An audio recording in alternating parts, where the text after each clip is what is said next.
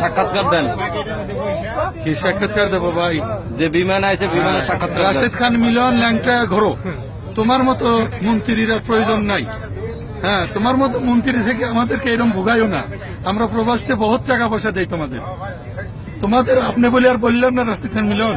এই কারণ কি আর আপনি বলতেছি না, তুমিই বলতেছি। আপনি কি শহীদ হন না? এখন বিমান ভাড়া করে নিয়েছেন যাতে মানুষ বসতেও পারে না, হ্যাঁ, আর গোয়াটাও ঢোকে না। আপনি এসে এই বিমানে চড়েন। আর কি সমস্যা আপনার? আমার সমস্যা এই জায়গায় তো সবাই, শুধু আপনার না, এই জায়গায় সবাই, যে বিমানের সমস্ত লোক দাঁড়ানো, সব লোকের একই সমস্যা। এই সমস্যা কি? সমস্যা এই বিমানের শারীরিক না, এসি নাই, ইয়ার ছোট, এদের টাইম নাই, টেবিল নাই। সারা টাইম ছিল কয়টায়? সারা টাইম ছিল 12:10। এখন বাজে কত? এখন 1:30। 1:30 না, এখন 2টা বাজে। এখন 2টা বাজে, কিন্তু এখনো কিন্তু ছাড়তেছে না। টয়লেট নাই, এসি নাই, আমরা কি মরবো?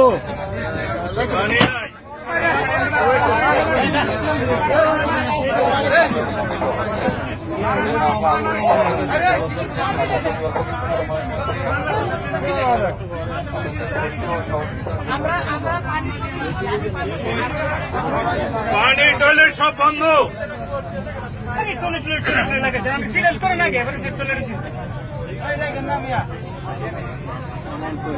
কি চাচামা কিছু বলবেন বিমান সম্পর্কে? আর কি বলবো, কিছুই নেই। পানি